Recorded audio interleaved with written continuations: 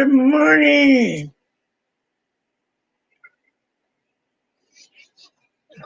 Let's get over to chat.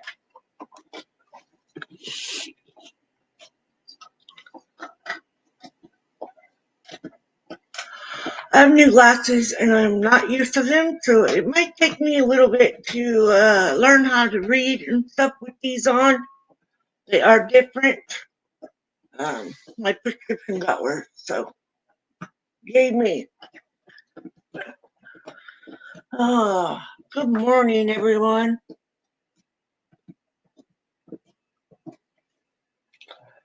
Hope y'all are having a good day so far. I know I am because I woke up sober and I'm staying sober. And I'm blessed to have this day.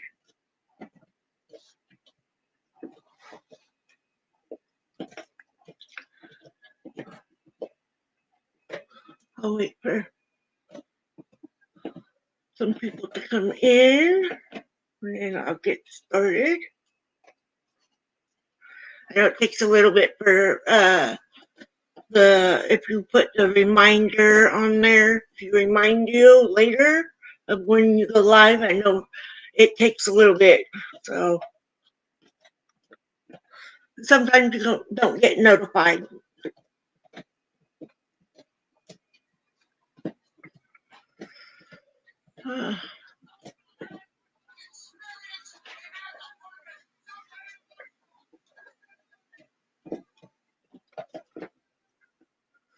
All right. I'm Sandra, and I'm an alcoholic. I do these meetings to help others and share the AA fellowship with other people. Try to fix this screen over here.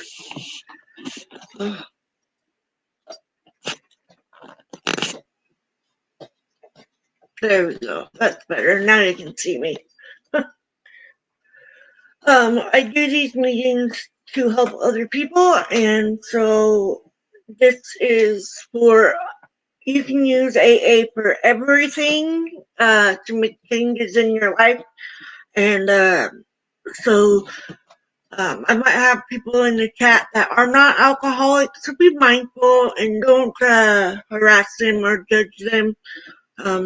They could be just here to support my channel, or they could be here to help a friend or family member. So just be mindful and don't be judging each other in the chat. I appreciate that. Let's see. Now we need to do the Serenity Prayer and get into today's reading.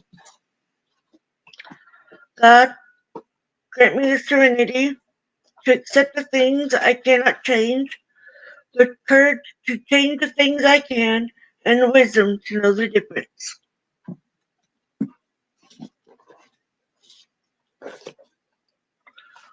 Hopefully Facebook can hear me. You get the steps and the traditions out of the Step and Tradition book. That's where I get mine. 1. We admitted we are powerless over alcohol, that our lives had become unmanageable. 2. Came to believe that a power greater than ourselves could restore us to sanity. 3. Made a decision to turn our will and our life over to the care of God as we understood Him. 4. Made a searching and fearless moral inventory of ourselves. 5. Admitted to God, to ourselves, and to another human being the exact nature of our wrongs. Hi, Brandy. I see you over there. 6. We're entirely ready to have God remove all these defective characters. 7. Humbly ask Him to remove our shortcomings. 8. Made a list of all persons we had harmed and become willing to make amends to them all. 9. Made direct amends to people wherever possible, except when to do so would injure them or others. 10. Continue to take personal inventory, and when wrong, promptly admit it. Okay.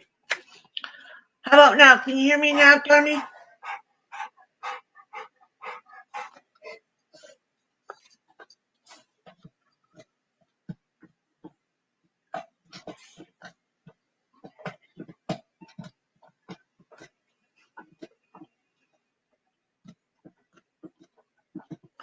Hope you can hear me now.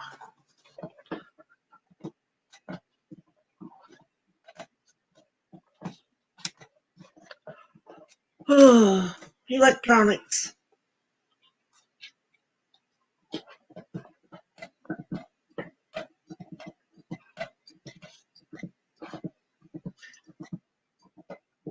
Can you hear me now?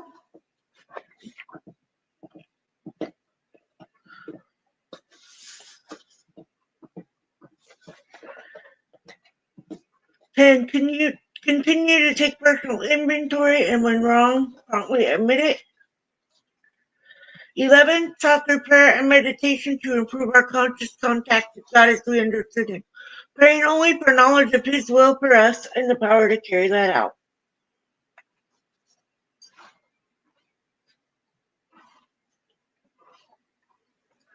Is your thing on mute?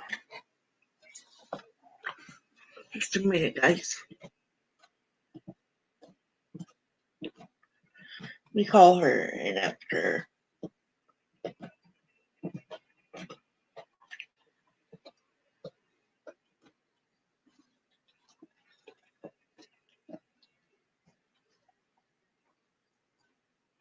Voice just came on. Okay. Okay. All right. Bye. My voice just came on. Figures. Electronics. 12. Having had a spiritual awakening as a result of these steps, we tried to carry this message to alcoholics and to practice all these principles in all our affairs. Made my day better.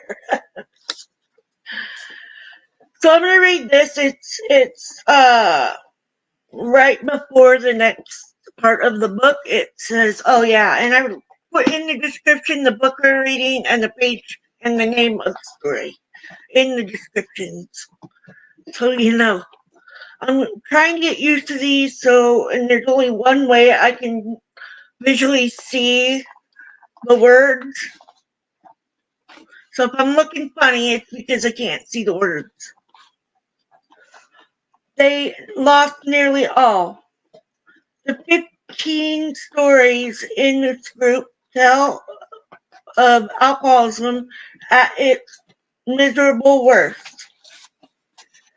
Many tried everything: hospital, special treatment, sanitariums, asylums, and jails.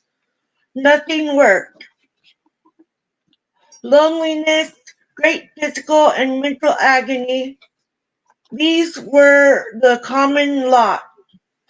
Most had taken shattering losses on nearly every front of life. Some went on trying to live with alcohol, others wanted to die. Alcoholism had respected nobody, neither rich nor poor, learned nor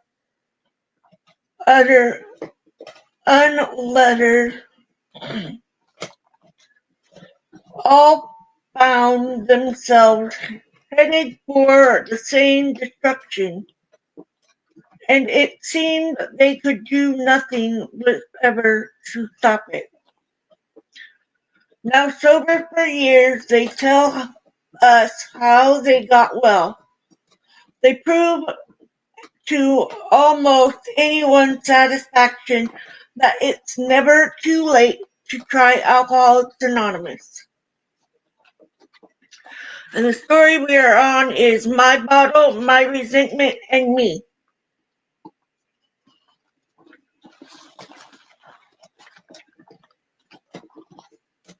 From childhood tantrum to Skid Row drunk, this hobo finally found a higher power, beginning, sobriety, and a long lost family.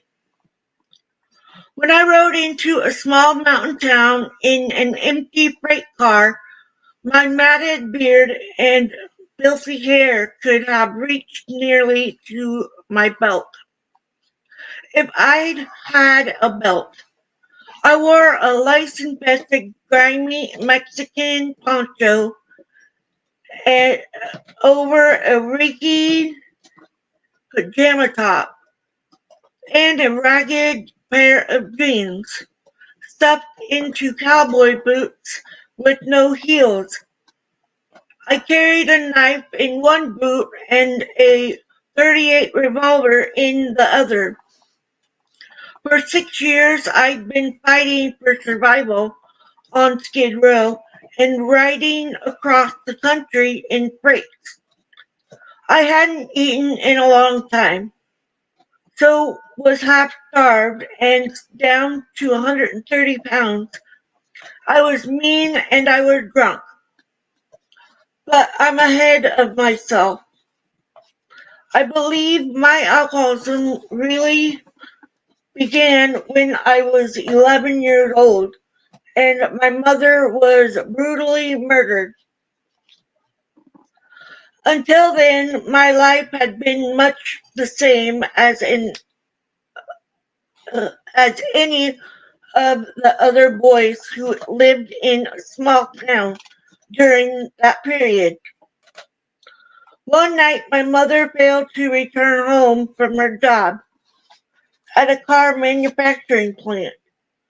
The next morning, there was still no sign of her or any clue to why she had disappeared. What, with great apprehension, the police were called. So I was a mama's boy. This was especially traumatic for me. And to make matters unbelievably worse, a few days later, police came and arrested my father. They had found mom's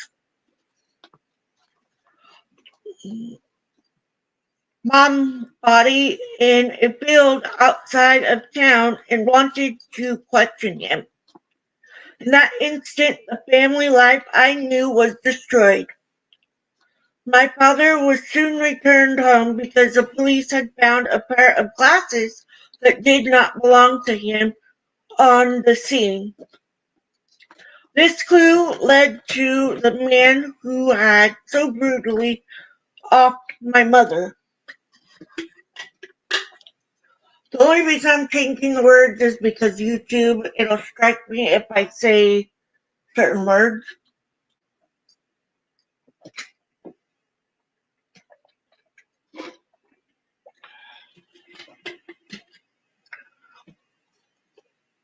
At school, the gossip was vicious. At home, there was chaos, and no one would tell me what was happening. So I withdrew and began to block out the reality around me. If I could pretend it didn't exist, it might go away. I became extremely lonely and defiant.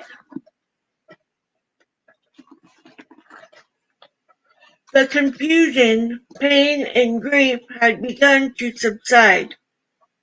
When an article appeared in a mystery magazine about my family's misfortune, the children at school started to gossip and scrutiny all over again. I retreated further and became angrier and more withdrawn. It was easier that way because people would leave me alone if I acted disturbed even before they tried to inquire. Because my father was unable to care for all 9 of us, the family had to split up. About a year later, he remarried, and my oldest brother offered to take me in. He and his new wife tried to help me, but I was just so defensive. There was little they or anyone else could do. Finally, I took a job after school, sorting soda bottles in a grocery store, where I found I could forget if I worked hard enough. In addition, it was a good place to steal beer and be a big guy with the older kids in school. But the way my drinking began as a way to make a pain go away. After several years of semi-delinquent adolescence, I was old enough to join the Marines. Leaving behind the origin of my bitterness, I thought my life would be better and drinking not so bad. However, during boot camp, I recognized that this was not the answer. The discipline, the authority, the tight schedule went against my very nature. But it was a 2-year stint, so anger and now hatred was seething through me. Every night found me at a bar. Oh, I skipped some. No, I didn't. Every night found me at a bar drinking until they threw me out. That got me through the week. On weekends, we went to a club nearby. This place was managed by people who drank as much as or more than I did. I became a constant customer. Arguments and fights were a regular occurrence. I managed to complete the 2 years, was given an honorable discharge, and was sent on my way. Leaving the Marine base behind and feeling homesick for my old environs, I hitchhiked back to my old hometown and returned to my brother's home. I soon found work as a printer for a construction company in town. By now, drinking had become a constant part of my life.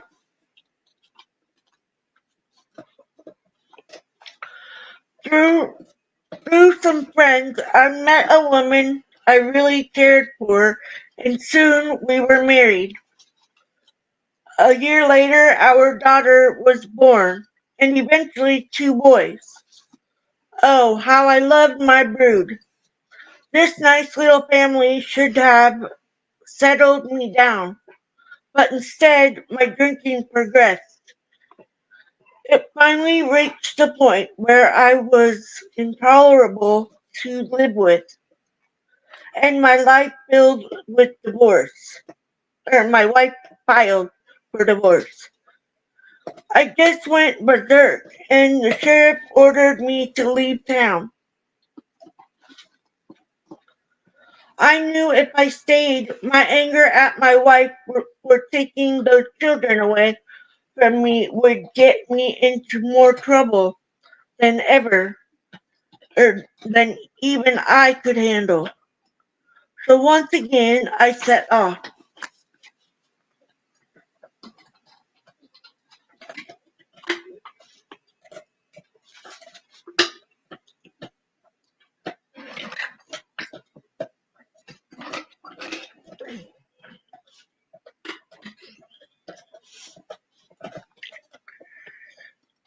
I gotta find my spot again.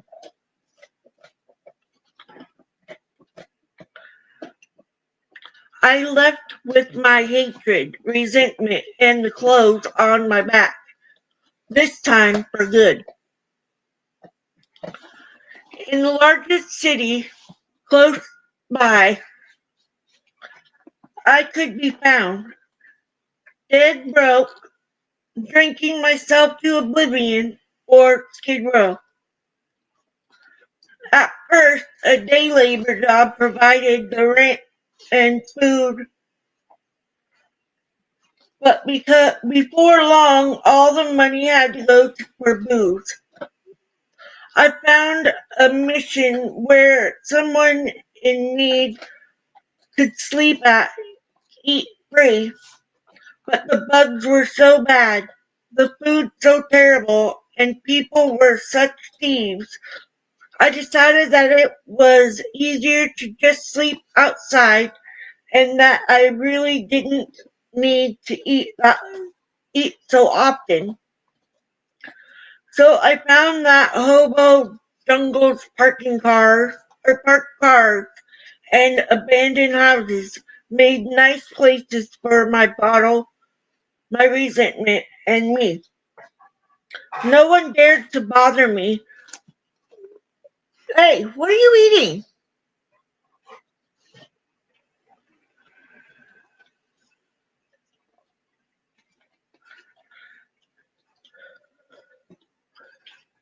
I was utterly bewildered at when life had broken me. Other hobos I met taught me the safest way to hop on a moving freight train and how to protect myself.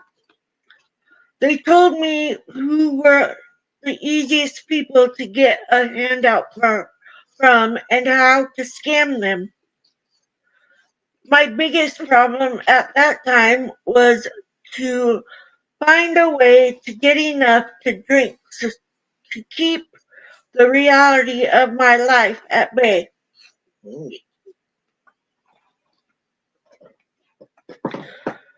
I was consumed by hate.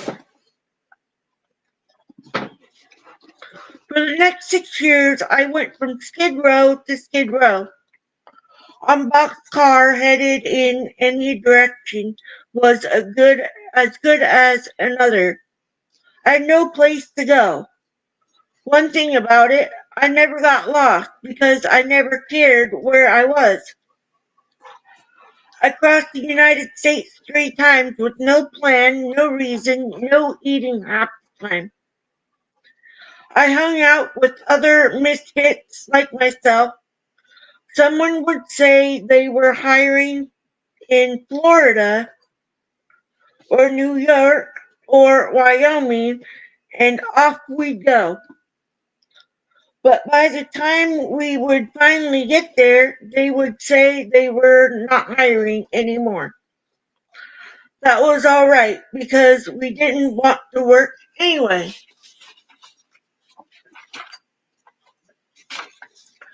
So this one's a little long, so I don't know if I'm going to make it through the whole thing today. Hello, Ava. One scorching day when I was in a desert town drinking,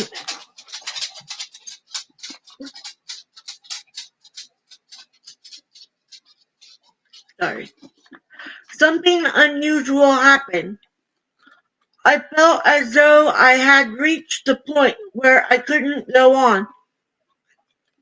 To get away from everyone, I managed to find some booze and started walking out into the desert, thinking I'll just go until I die.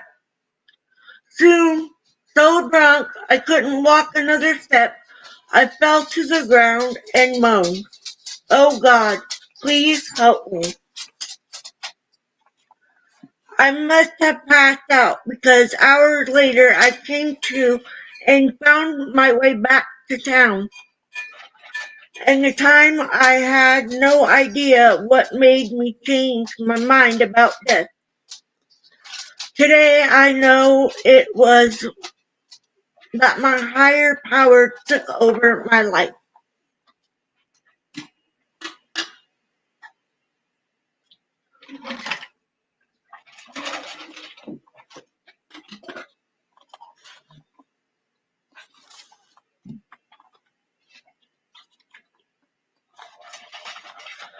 By this time, I was so wide-eyed and filthy people would shy away from me. I hated the look of fear on their faces when they saw me. They looked at me as if I were not human, or maybe I wasn't, and maybe I wasn't. In one large city, I took to sleeping on the grates with a piece of plastic over them so I wouldn't freeze. One night I found a clothing drop box I could get into. It made a nice warm place to sleep, and I could get new clothes in the morning. In the middle of the night, someone threw in more clothes. I opened the top, looked out, and shouted, "Thanks." That woman threw up her hands and ran away screaming, "Lordy, Lordy." She jumped into her car and screeched off. I was just about as sad a figure of a man so as possible. Then I jumped off that freight. I found an empty refrigerator car sitting on a siding and took up residence in it. Here you could get welfare very easily, so off I went to apply. Now I could eat. It was my third time in this town, so I headed straight for my favorite bar. Here I met a barmaid who drank like a fish and was as mean a woman as I had ever seen. Sorry about the dinging. He decided he needs to eat now. But she had a place to live, so I moved in. And thus began the romance of a lifetime. I finally had a roof over my head, sheets and food. All we did was drink and fight. But she worked at the bar, so it kept us going. With just enough cash for booze, we drank continuously for several months. Then on my way to find a drink, I ran into one of my old hobo buddies, an older man. I remembered him as an excessive drinker, an alcoholic, and here he was walking toward me down the street in a white shirt, tie, and suit, looking marvelous. With a smile on his face, he told me he'd quit drinking and how he managed to do it and how much better he felt. My first thought was, if he can do that, I can do that. And much better because I'm only 33.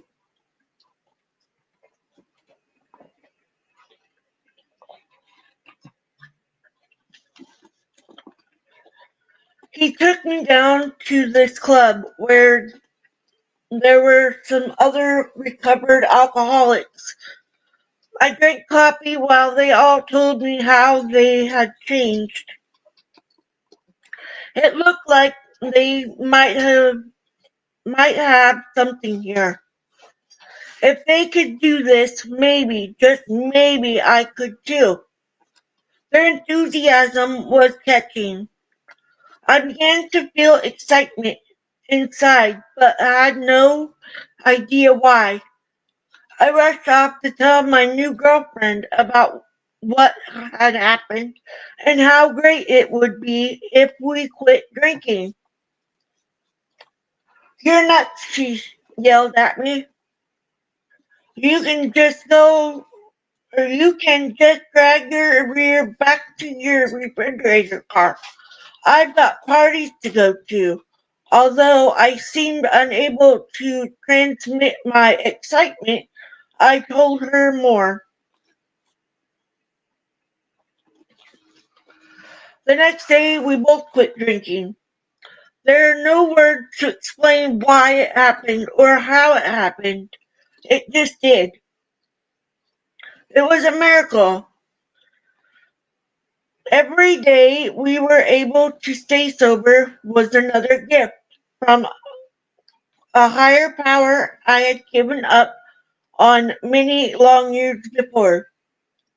The next year we took a job managing a camp outside of town. Drunks drunks were sent to get dried out and sobered up. It was our responsibility to see that they had food and stayed out of trouble. Both tasks were almost impossible at times, but we kept trying. With some support from old-timers in AA, we lasted a year. This was a volunteer job and we had little money for ourselves. When the year was up, I went over the list of drunks who had been through the place. 178 in all. I exclaimed to my partner, not a single one of them is sober today. Yeah, she replied, but you and I are, and so on. That happy note we were then married. My sponsor told me if I wanted to form a relationship with my higher power, it would be necessary for me to change. At a meeting one night, a member said, "It's not how much you drink, it's what drinking does to you." That statement changed my whole attitude. Of course, I had to surrender and accept I was an alcoholic. I had a hard time giving up the anger at my ex-wife for taking my kids, at the man who offed my mother, and at my father for what I felt was deserting me. But these resentments eased with time as I began to comprehend my own defects and character. I began acquainted I became acquainted with some monks in a nearby monastery who listened to my story with some amazement and were able to help me understand myself. At the same time, my sponsor and other old-timers who had taken us under their wing loved us back to rejoin society.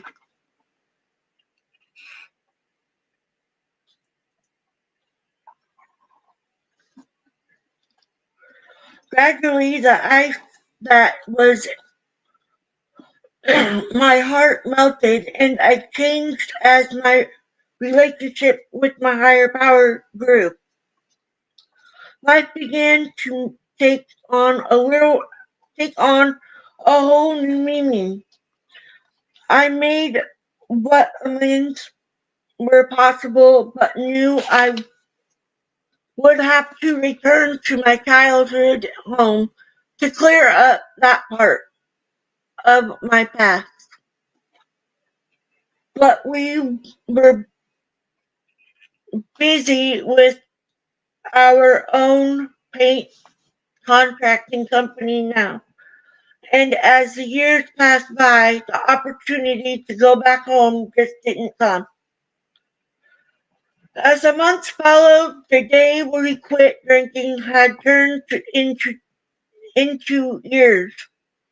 I've become increasingly more devoted to this program that saved not only my life, but my wife's life.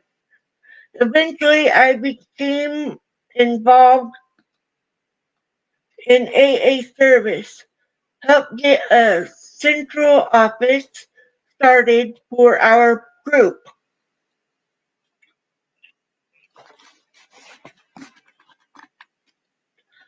We both became active in general service and began traveling all over the state, going to meetings.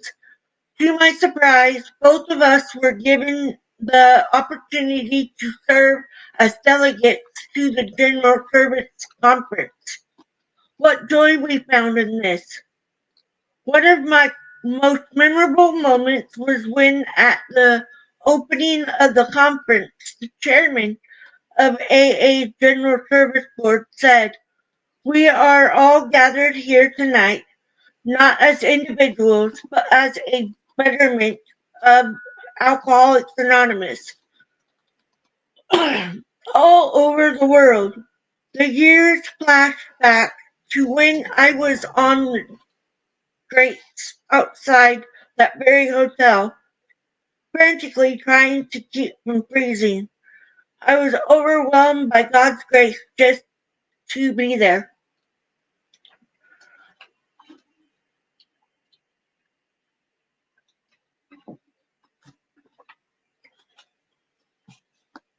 One day, a friend of mine who writes for a living asked if I could write the story of my life for a magazine.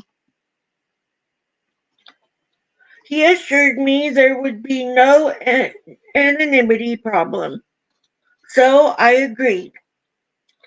I had been sober for almost 25 years at this time and had no idea what God, as I understood him, was about to do for me.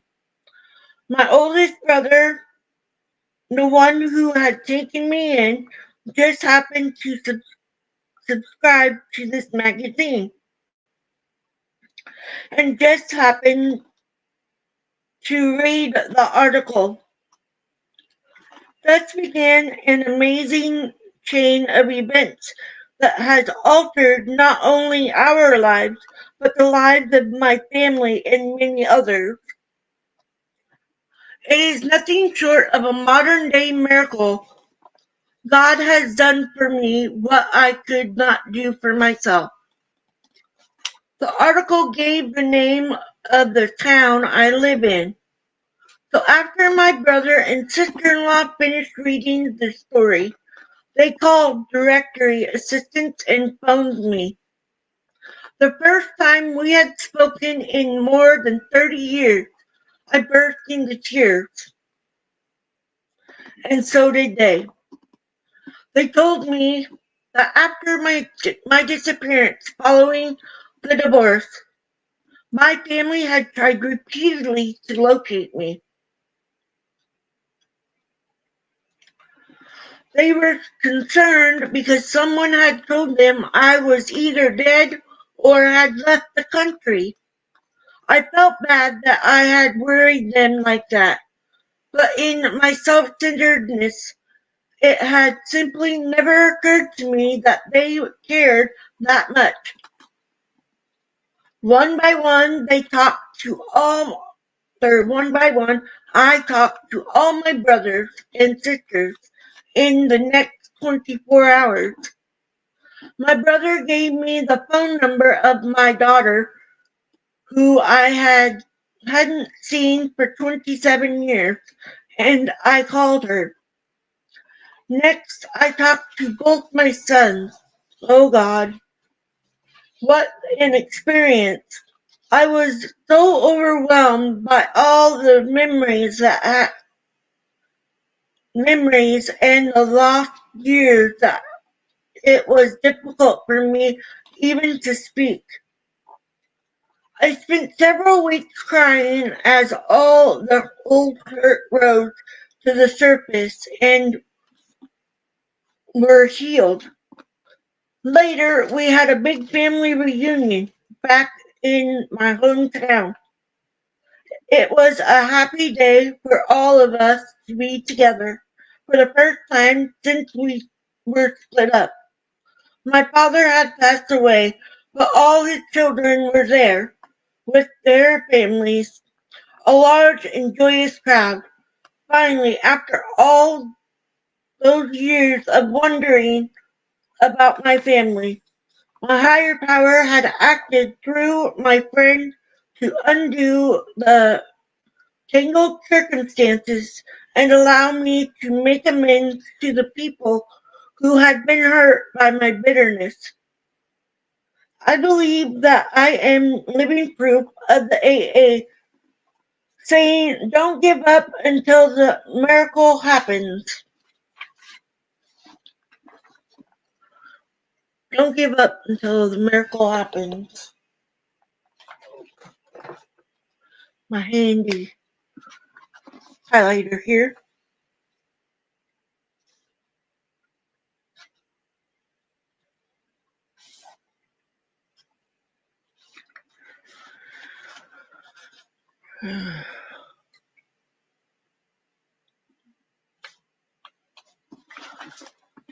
Um,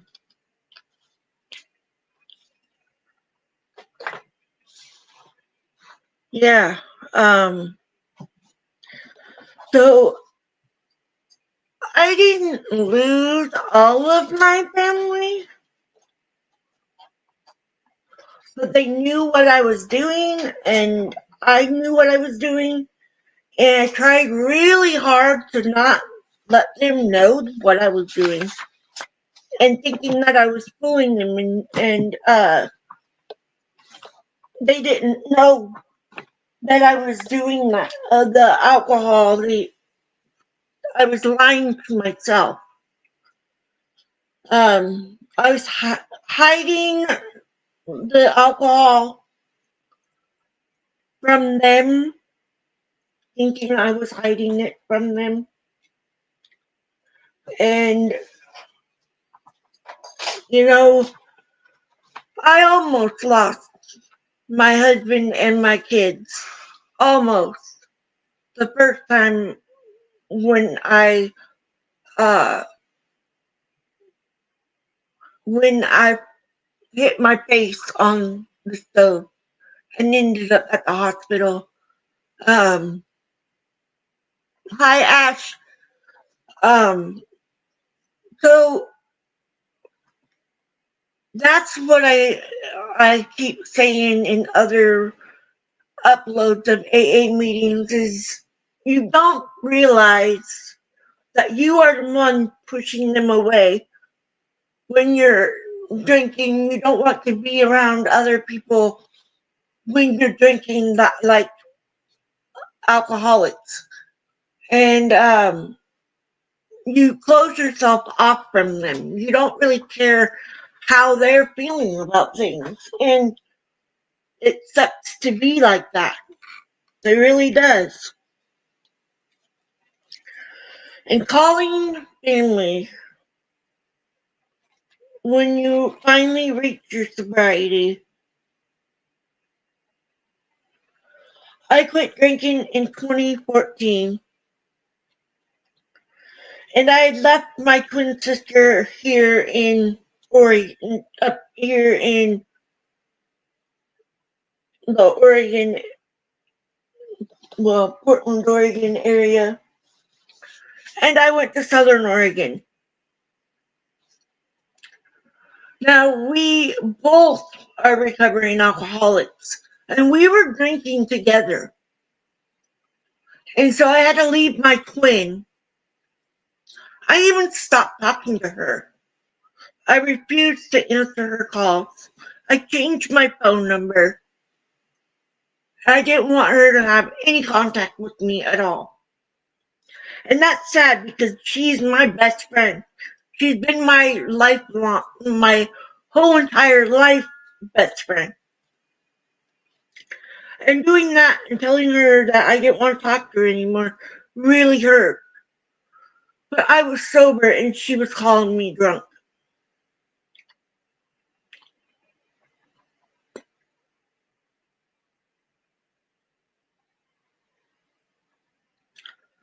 That was that was it for me.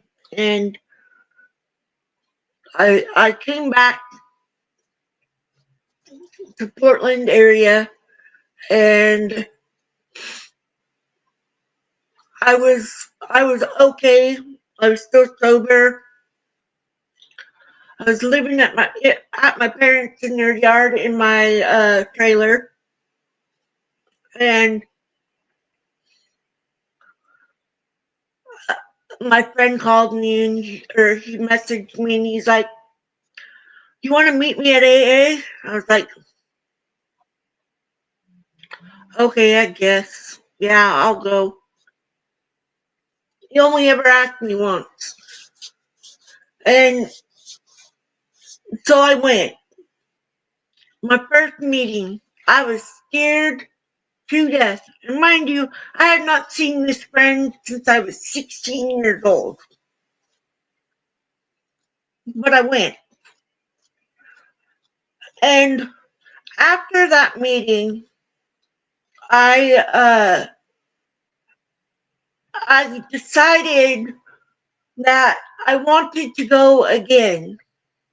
And so I called 3 people on the list that they gave me from that meeting. And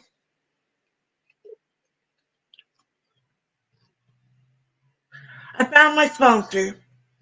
She was the third person that I called, and she answered the phone. She has been here for me through it all. My struggles, my frustrations, everything. She's been here. And I really appreciate her for that. And she's taught me that, her and the meetings have taught me that I can be a better person. It changed my whole attitude on life. I live it on life terms, and I go day by day. And I don't think of alcohol all the time anymore. I don't dream about it anymore. You're going to go through a pink cloud time, and I know I did. And Myself a couple of burgers for lunch. whatever. Didn't you just eat though? At like 9. Anyways, but yeah, AA is everything for me. It's my number one priority. Uh, Saving my life and changing my life, learning how to live life on life terms.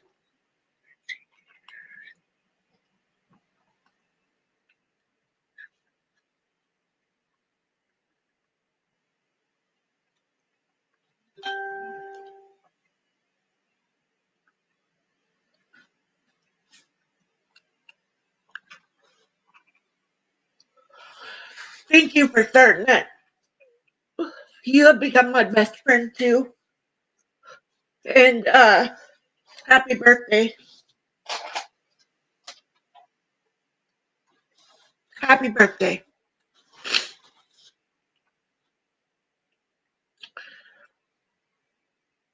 My friend, like I said, at work I say I'm not shy about it. I'm an alcoholic. I'm a recovering alcoholic, and I'm going to be that for the rest of my life. I've accepted that. And being a recovering alcoholic can be hard, and not everybody wants to blurt it out, "Hey, I'm a recovering alcoholic." But that is one thing I have done, and I've had a few jobs. I have always been honest. I'm a recovering alcoholic. The first job I had was camp hosting, and I told them, and the boss lady, she's like, "Well, if there's any alcoholic bottles anywhere in the campground, if you don't feel like you can pick it up without, having that urge, just leave it. Somebody else will pick it up." And they never asked me to drink with them or drink around me, nothing. And um, my last job that I actually stayed at for a year, I told people there too. Two of them are now subscribed to my channel and are my best friends. Well, three if you count an extra one. That's with my friend Shannon. But it's from being honest about your sobriety and telling them, that you have found that strength and you have that fellowship and they're not alone. And that's why I always tell people I'm a recovering alcoholic, because you never know, that might be what they need to hear. Maybe they just need to see you smile. Being grumpy and angry all the time, nah. I used to be. When I drank every day, oh yeah, I used to be angry all the time. Wasn't nice to my kids. I wasn't nice to my husband. I wasn't nice to myself. So having the programs that are open for people to go to and the help, I say go for it. Um, if you need inpatient help, go for it. If you know somebody that is having a struggle with alcohol or narcotics, please try to help them out. Just don't harass them about going to a meeting, because that is one thing that my sponsor kept telling me. Don't nag. Don't keep asking. And we've already read that in here. And she kept telling me, read this part, always this part. And I got so annoyed I finally read it. And yeah, that's what it says. And so I decided after that I would stop asking her. Her is my sister, my identical twin sister, my best friend for life. She came to a meeting, and that's all it took was one meeting. She went home and drank beer. The next day she woke up and there was still some beer in the fridge, and she didn't drink one. And she's not drank since. And I'm very proud of her. So if you're new here and you're wondering if it works, it really does work. You have to want it for the right reason. And the right reason is for yourself. That is something you have to be selfish about. You need to be selfish about your sobriety comes first. You have to come first. You can't take care of anybody else if you can't take care of you. And that's what I've told my sponsees is just take those steps for yourself and don't plan to do it for someone else. Because when you plan to do it for someone else, it doesn't happen. It always works if you work it. Exactly. Exactly. And that is a fact for me. So, again, my purpose for doing these AA meetings is because I received the gift for free. I am doing this because it says I need to reach out and tell other people about AA and how it's worked for me. I may not be the person that helps you quit for life, but I might be able to help you to get started. And that's all that you have to do is want to start it. But for you, you can do it. There's always somebody there that is willing to help, that will listen, that might point you in the right direction. Maybe you'll run into a recovering alcoholic yourself and find that you have something in common. And maybe the other alcoholic is in sobriety. That would be great to help someone out. And that's why I do what I do. That's why I'm not worried about telling people that I'm a recovering alcoholic, because that's what I am. I will be that for the rest of my life, hopefully. Hopefully. But anyways, hello, Riza. Thank you for coming. I love you too, sis. Shannon. So I'm going to go ahead and read the Serenity Prayer, or read the daily reflection, and then do the Serenity Prayer. If you don't know, get an app on your phone of daily reflections. They have the book in there. You can do the audio book. It has the day and year and month tracker in there. It has the daily reflection. This one I have has the magazines, and I'm not sponsored by any of them, but I do always recommend getting the daily reflection because it can help. March 11th. Good or orderly direction. It is when we try to make our will conform with God's that we begin to use it rightly. To all of us, this was a most wonderful revelation. Our whole trouble had been the misuse of willpower. We had tried to bombard our problems with it, instead of attempting to bring it into agreement with God's intention for us. To make this increasingly possible is the purpose of AA's 12 step and 12 step and step 3 opens the door. 12 steps and 12 traditions, page 40. All I have to do is look back at my past to see where my self-will has led me.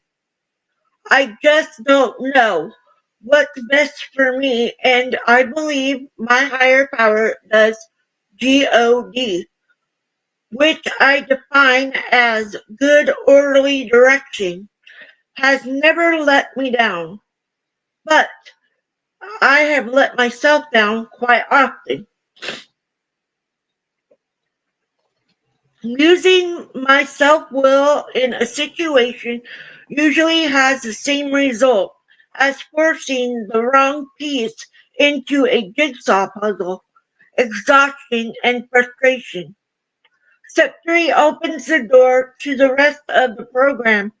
When I ask God for guidance, I know that whatever happens is the best possible situation.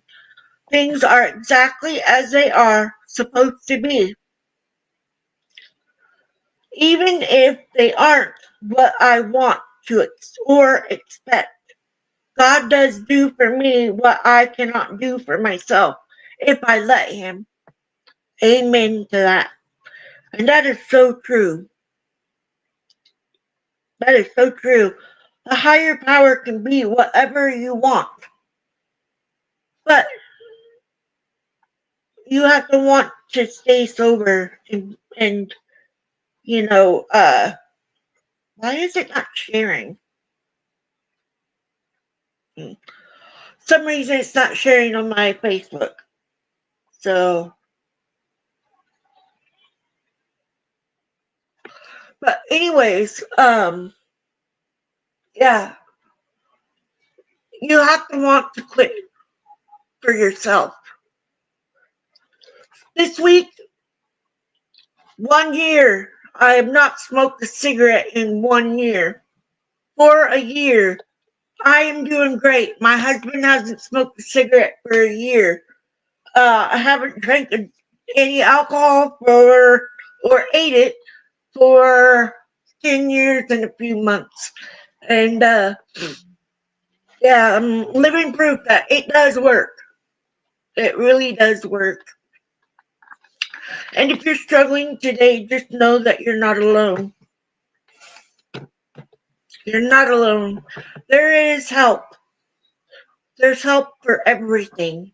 And you just have to ask for it and um be willing to change yourself for yourself. I hope that makes sense. It makes sense to me. And being able to share my story with others helps me to stay sober as well as helping you stay sober. So no matter what, just know that there's help out there everywhere. So with that, I'm gonna say the Serenity Prayer and then let you guys have the rest of your day. And thank you, sis. And thank you all for being here today. I hope you have a wonderful afternoon. And here we go. God, grant me the serenity to accept the things I cannot change, the courage to change the things I can, and the wisdom to know the difference. Keep coming back.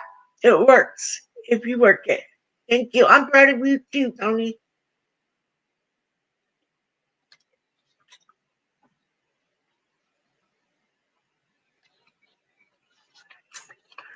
Love you guys.